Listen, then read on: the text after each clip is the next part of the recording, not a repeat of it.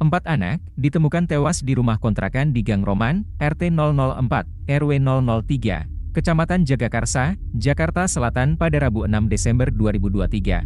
Keempat anak-anak itu diduga tewas disebabkan ayah mereka sendiri. Sang ibu diduga juga telah menjadi korban KDRT berat yang juga diduga telah dilakukan sang ayah.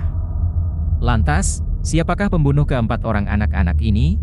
Jika benar sang ayah melakukan aksi keji tersebut, mengapa ia melakukannya? Bagaimana dengan pesan misterius sang ayah yang ia tunjukkan pada sang istri? This is the true story of it.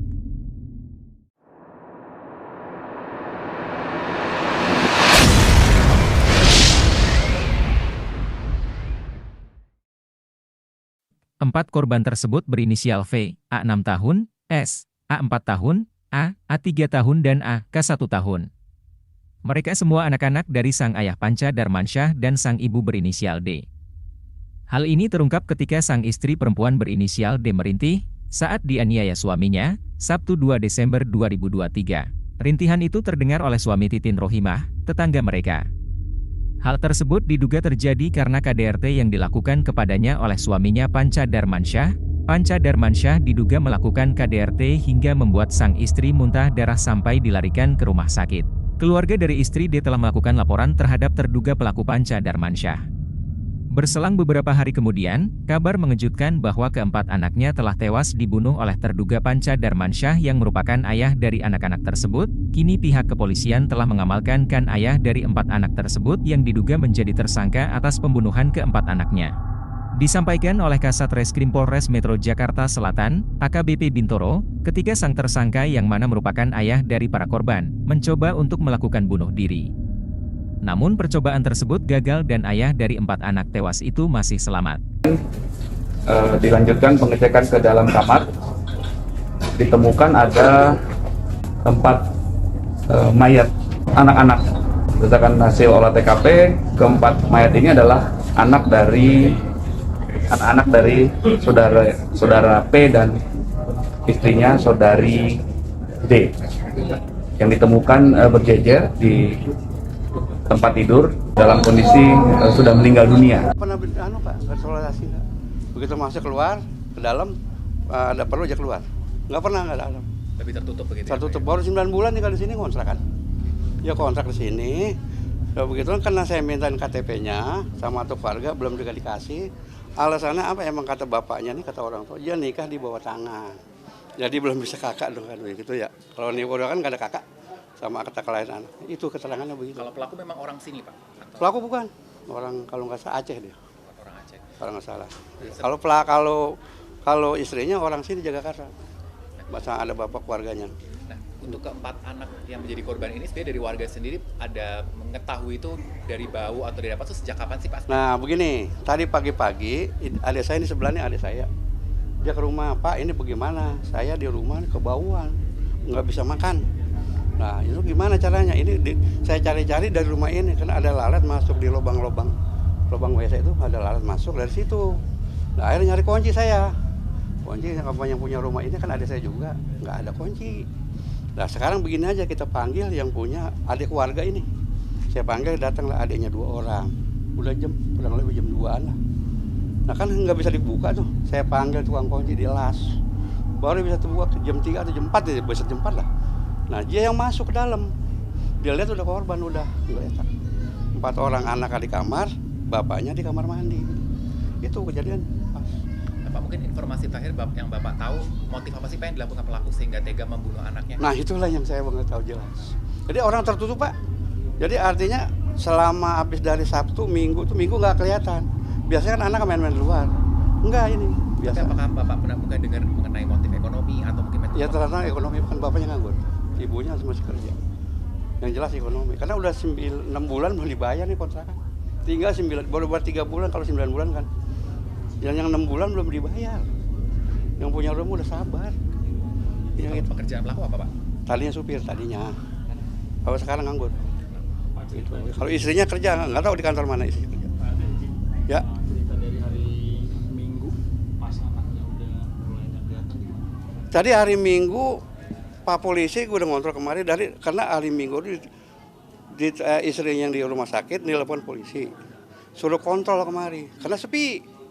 Polisi juga nggak ada orang, sepi di rumah tertutup. Orangnya nggak kelihatan. Itu hari Minggu kejadiannya. Jadi kejadian yang benar-benar tadi pagi, baunya nih bau busuk. Itu tadi pagi, jadi makanya sampai digedor ya rumah dibongkar. Pak, untuk dari istrinya sendiri, apakah dia memang suka keluar rumah? Dia kan kerja tadinya, keluar rumah pasti kerja. Kalau pagi keluar, pulang sore gitu loh. Kalau suami juga pulang pagi-pagi, pulang sore.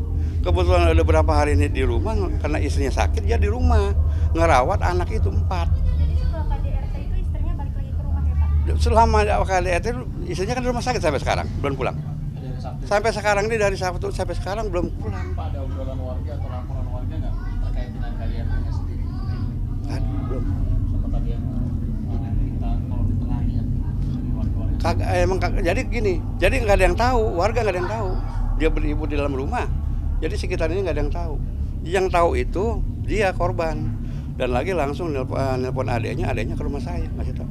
Saya lapor polisi. Selama 9 bulan juga terduga pelaku yang juga korban ini sedikit sekali sosialisasi. Ya emang boleh bilang kagak.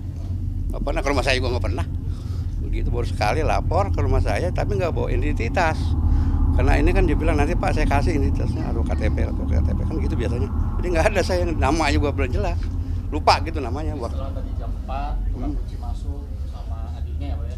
Ya masuk dia, baru adiknya kelenger Pak masuk, melihat begitu lah. Akhirnya lapor ke Pak ya? Ya saya emang ada di sini, udah di sini makanya saya dari tadi ngurusin kunci ini sama keluarga.